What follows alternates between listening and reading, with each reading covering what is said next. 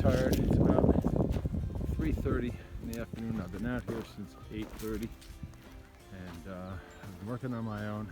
It's hot. I've got no energy left.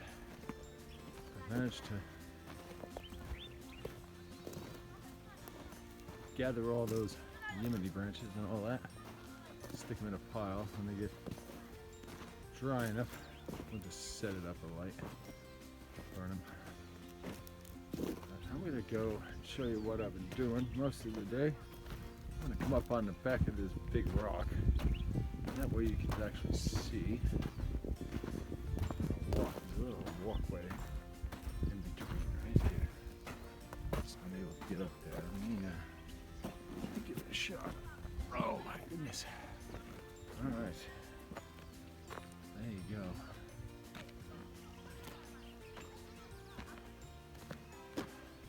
I'm going to come right to the corner, right to the top of this rock. It's got a nice vantage point, and you can see the stake down there, and the other stake. Just sort of raked it out and flattened off the house area. There's the second one out there. You see the little ridges where I've pulled the rocks and the dirt out, and this area is actually the roof line. This is how big the roof will be. The rest of the house, the porch is on the front and the back, and we decided to go with, instead of the stairs coming off the back and this area here, we decided to actually take them off the porch area and then run them off to the side and then step them down. That way we don't run into the rock and doesn't encroach too far on this big old thing here. So still have a little bit of work to do around this rock. This guy actually likes the dirt being around here. We might trim it up, make it look nice, and see if we can manage to get some steps on there. But we'll see. There's plenty of time. The fellas were out here this morning. The guys who actually break the rock into the ball stones, they took a look at this one. But the big thing is those rocks are way over there. Those rocks. And those two big ones over there on the right.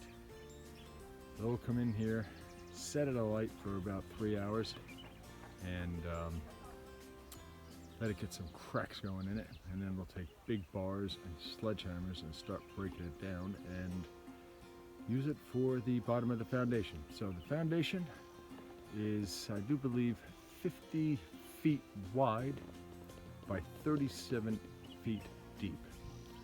So right now you are looking at a 68.5 span on the roof and about 60 feet 4 inches on the depth, and that's for the roof line. So the guys will be in here shortly, I hope, and we're talking to another fella down in McKinney who's going to be supplying all the concrete and so forth, all the bars, rebar, and he's got some really good ideas. We ran into a little bit of a conundrum here in Sierra Leone, in that this plan actually calls for a wood joisted floor, and he told me yesterday that because they don't dry the wood, the PT, the pressure treated wood here in Sierra Leone, the way they do maybe in Liberia or other African countries that are a bit more developed probably, we are going to be struggling with trying to get a flat floor because they will warp, and the crown will actually probably rise by about 1/4 of an inch along a 4 or 5 month span while it's drying. So if we put it on there wet, it's going to be a problem.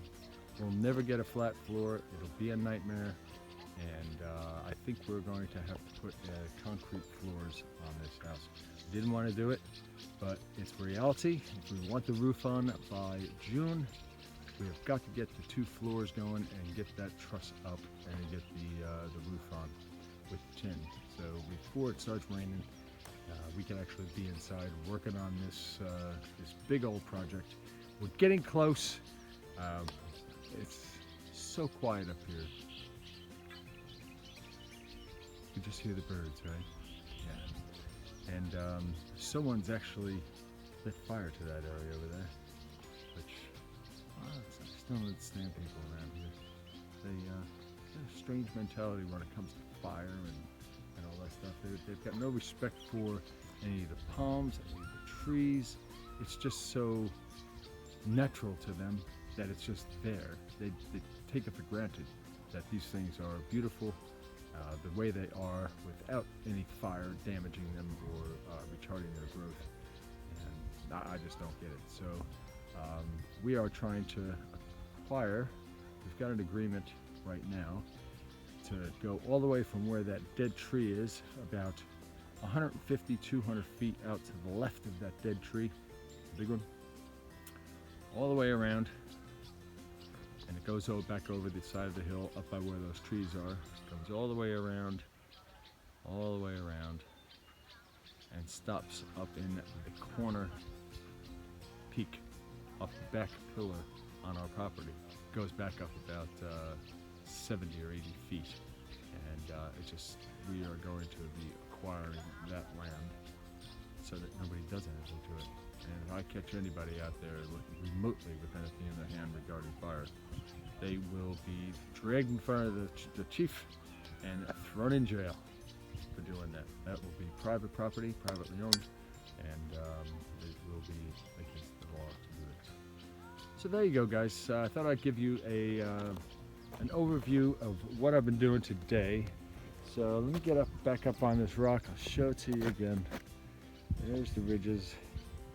And again, that is the outlying roof area, the overhang. That's the footprint of what we're gonna have here. And yeah, that's about it. So I'm going to go ahead and leave you on this video and just get a view in quietness. You can hear a few people around, but for the most part, it's very peaceful and quiet. So I'll leave you right now and see you in another video. See ya. Bye for now.